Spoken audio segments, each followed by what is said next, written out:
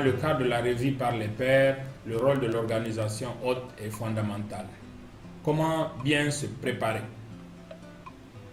Bonjour et bienvenue dans cette vidéo. Je suis une organisation hôte. Comment je me prépare pour la revue par les pairs? Quelques messages clés. Une revue par les pairs est un exercice volontaire et exigeant.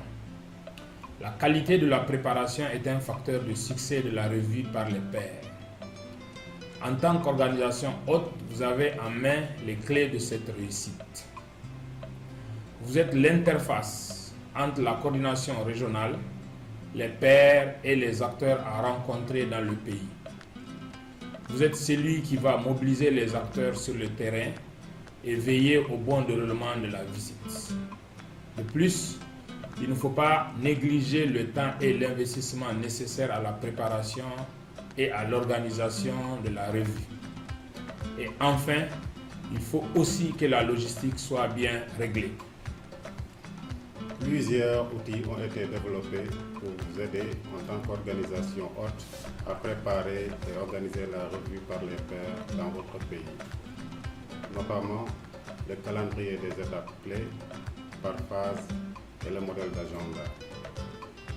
Pour chaque étape clé, chaque acteur a des attributions: l'organisation hôte, la coordination régionale, l'équipe de pairs. Je vais parler ici de ce qui concerne l'organisation hôte.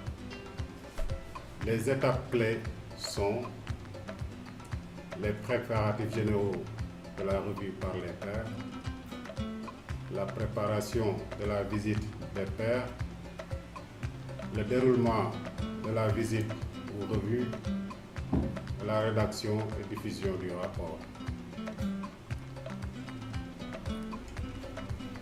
Commençons par la première phase. Elle consiste en les préparatifs généraux un peu plus de 3 mois avant la visite des pairs. Il s'agira de définir vos préférences concernant la période pour le déroulement de la visite, désigner un coordinateur national pour le bon déroulement de la revue et peut-être aussi un point focal pour prendre en charge les sollicitations des pairs. Par exemple, le coordinateur national pour s'occuper des questions stratégiques et laisser les questions opérationnelles au point focal. L'essentiel est que les équipes ne soient pas bloquées faute de disponibilité de l'hôte. Définir un calendrier provisoire pour la visite des acteurs très attachés au programme et commencer la communication avec les pairs. La deuxième phase concerne plus directement l'organisation et la préparation de la visite des pairs. Elle démarre 2 à 3 mois avant la visite des pairs. Il s'agit d'organiser l'équipe hôte et de commencer le remplissage collectif du questionnaire d'auto-évaluation transmis par la coordination régionale, d'organiser la collecte des documents de référence demandés et choisir un support accessible pour le partage avec l'équipe de pairs, de détailler l'agenda et de leur suggérer un hôtel 1 à 2 mois avant leur arrivée. Attention, 2 à 3 semaines avant la revue, c'est la date limite pour renvoyer le questionnaire d'auto-évaluation, les données de référence et la version finale de l'agenda. 1 à 2 semaines avant la revue, il faut confirmer l'agenda auprès de l'ensemble des institutions et personnes dont la participation est programmée. Il faut aussi fournir toutes les informations pratiques à l'équipe de pairs quant à son arrivée, les distances entre les villes, les températures, etc. Passons à la troisième phase. Elle concerne la visite en elle-même. Ça y est, les pairs sont là et la revue peut démarrer.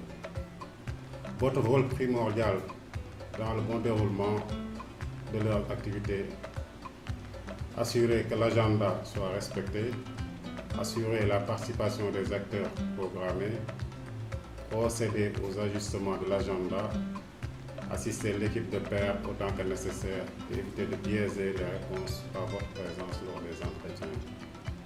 Si un interprète est nécessaire, choisissez une personne qui connaît bien le milieu et les termes utilisés par les bénéficiaires.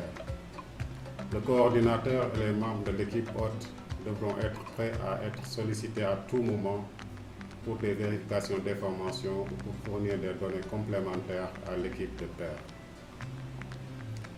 La quatrième et dernière phase concerne la rédaction et la diffusion du rapport de la revue. Une fois l'équipe de pairs repartie, vous avez quelques jours pour souffler. À eux de démarrer leur travail de rédaction du rapport. Mais très vite, vous pourrez être sollicité pour des clarifications jusqu'au moment de la réception du rapport provisoire dans les 3 semaines après la fin de leur mission. 2 semaines après avoir reçu le rapport provisoire, vous devrez faire part de vos commentaires. Pour éviter trop d'allers-retours avec les pairs, lisez-le attentivement et collectez les commentaires de toute votre équipe. Et enfin, quand les pairs prêteront vos commentaires pour produire le rapport final, soyez coopératifs. Revenons maintenant à un point important de la revue, la construction de l'agenda. Nous avons procédé en 2 étapes. D'abord, la création d'un agenda grossier sur la base d'un brainstorming et l'outil Excel Agenda Type. Cet outil permet de compléter facilement votre calendrier avec des blocs d'une demi-journée, d'une journée en fonction du type d'activité, entretien, déplacement, et du niveau central ou sur site.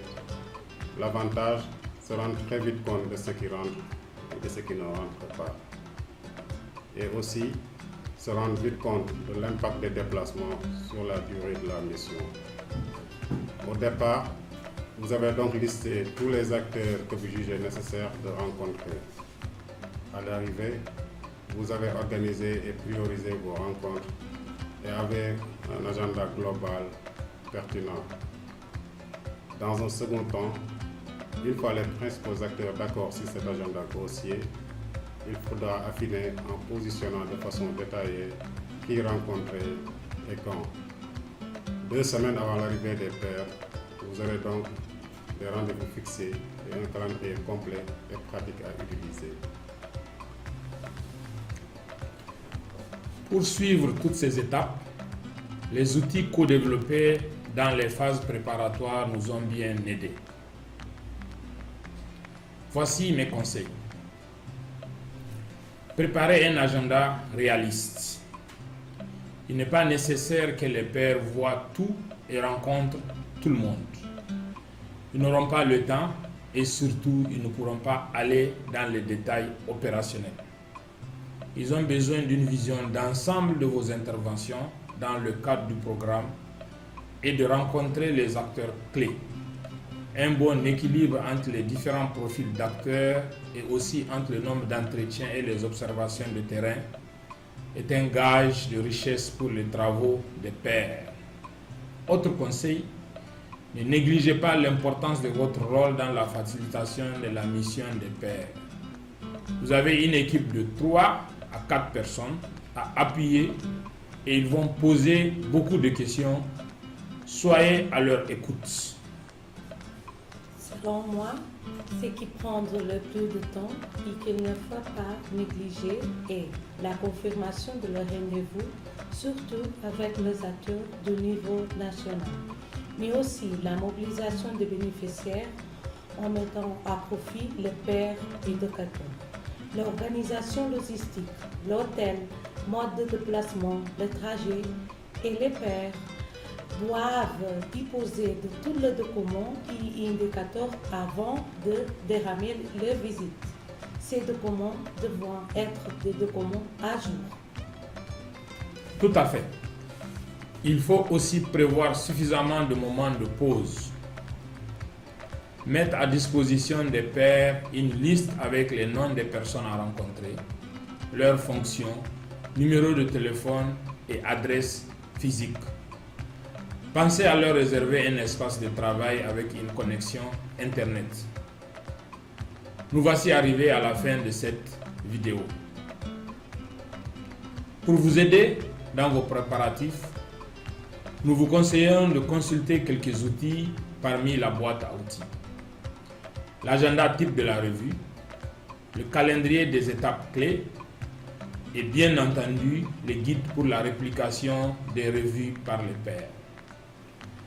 Merci pour votre écoute et à bientôt.